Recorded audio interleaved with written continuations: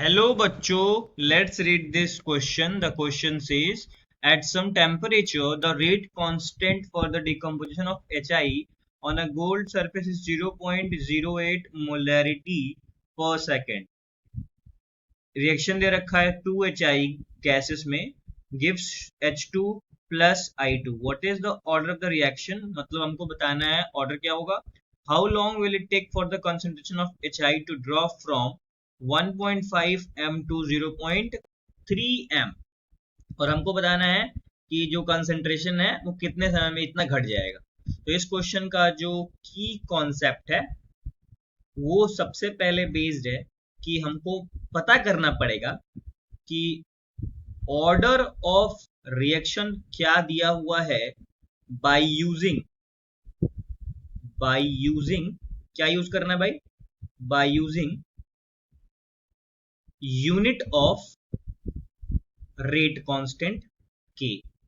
तो के की वैल्यू कितनी है, तो ये 0.08 मोलैरिटी पर सेकेंड, और इसी को हम लोग क्या लिख सकते हैं 0.08 मोल पर लीटर पर सेकेंड.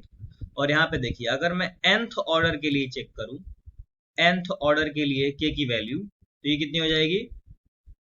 मान लीजिए कुछ है n, k की वैल्यू है, मान लीजिए x है कुछ वैल्यू, n नहीं मानते हैं, x कुछ वैल्यू है, तो इसका यूनिट क्या हो जाएगा, इसका यूनिट हो जाएगा मोल पर लीटर का power 1 minus n second inverse.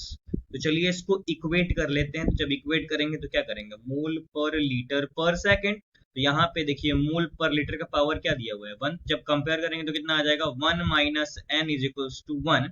तो n कितना हो जाएगा, n की वैल्यू हो जाएगी 0. मतलब ये जीरो ऑर्डर रिएक्शन.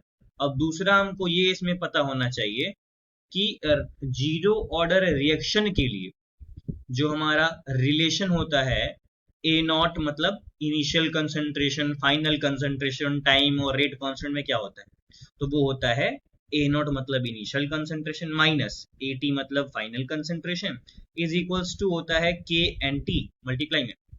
तो यहाँ पे ए नॉट कितना दिया हुआ है, ये दिया हुआ है 1.5 और ए टी कितना दिया हुआ है 0.3, के की वैल्यू दी है 0.08. टाइम निकालने के लिए बोल रहा है तो टाइम निकाल सकते हैं इजीली.